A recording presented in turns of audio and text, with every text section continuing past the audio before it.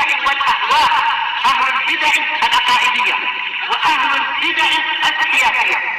نقول بيننا وبينكم السلف، بيننا وبينكم الكتب، كان فيقول البدع بيننا وبينكم.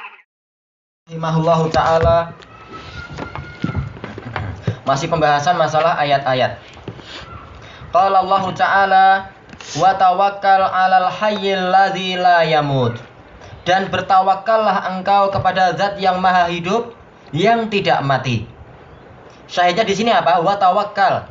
Tawakal sebagaimana telah kita nukilkan dari kalam Ibnu Qayyim, dan ini juga disebutkan oleh Imam Ibnu Rajab di dalam kitab beliau Jami' Al-Ulum wal Hikam. At-tawakkul adalah apa? Sidqu i'timadil qalb 'ala Allah Ta'ala fi jalbil masalih au daf'il madar ad-diniyah au dunyawiyah.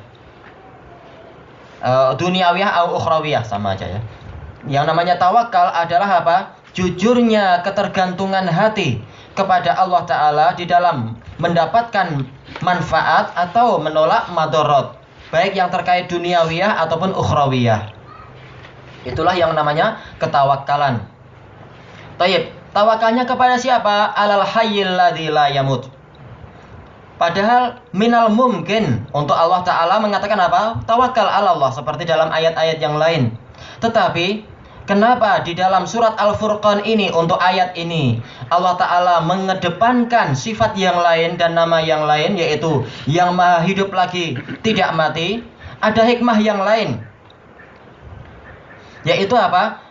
Manakala dakwah Rasulullah SAW itu adalah dakwah yang berat, dakwah yang dipenuhi dengan tantangan dan musuhnya itu banyak, maka apa? Beliau dikasih hiburan, yaitu apa? Zat yang mengutus engkau adalah zat yang maha hidup, sementara musuhmu suatu ketika akan mati. Maka tidak perlu kamu takut sama mereka. Hendaknya kamu bergantungnya pada Allah, alladzi la yamut, yang dia itu tidak mati. Sementara kalau mereka itu adalah makhluk yang suatu ketika akan mati, maka mereka adalah makhluk yang lemah, tidak menguasai untuk diri mereka sendiri manfaat ataupun madarat. Tapi tawakalnya kepada apa? Zat yang maha hidup, yang di tangannya lah segala macam apa? Urusan, dan di tangannya lah ubun-ubun seluruh makhluk itu. Itulah zat yang kita harus tawakal kepadanya. Tayyib, al-hayyu di sini adalah dzu al-hayatil mutlaqah, zat yang memiliki kehidupan yang mutlak. Kapan kehidupan itu dikatakan mutlak? Yaitu untuk Allah Ta'ala saja, yaitu sesuatu yang kehidupannya itu tidak mulai dari al-adam. Kehidupannya itu tidak mulai dari sesuatu yang tidak ada.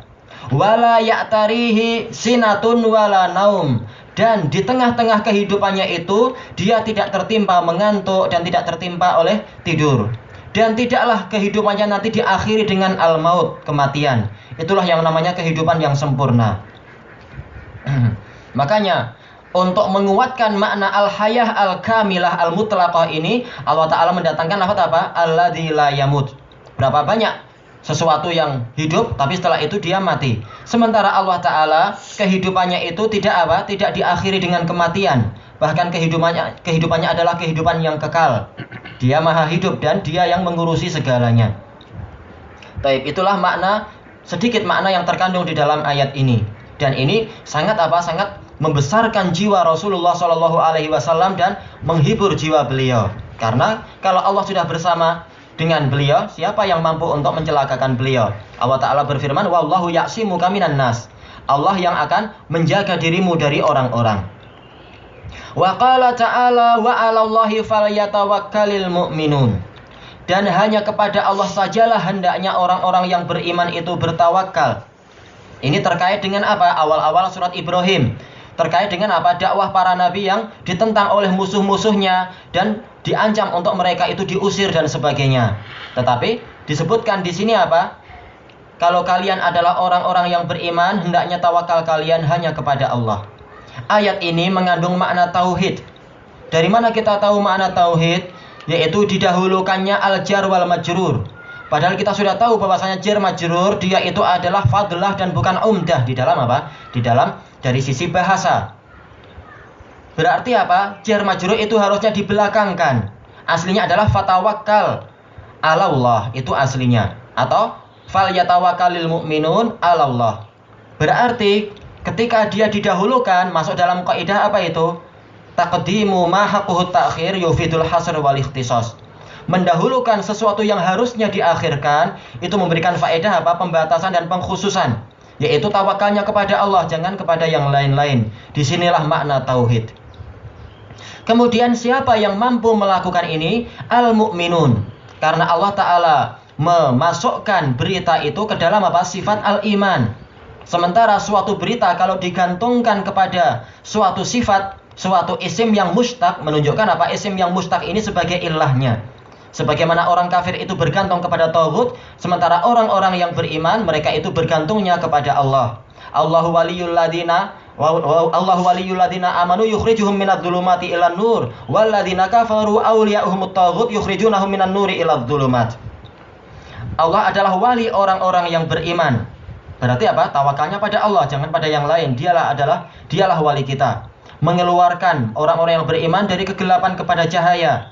Sementara orang kafir, wali mereka adalah taghut. Mereka bergantungnya pada taghut. Bergantungnya kepada apa? Pada tukang sihir. Bergantungnya kepada pemimpin kabilah. Bergantungnya kepada apa? Kepada batu-batu atau kepada cincin-cincin keramat dan sebagainya. Padahal itu semua apa? Mengeluarkan mereka dari cahaya kepada kegelapan.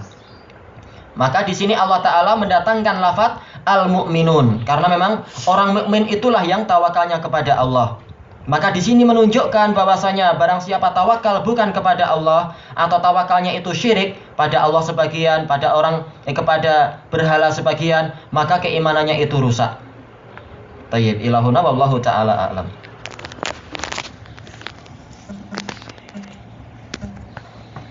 Kita baca sedikit masalah Taisirul Allah.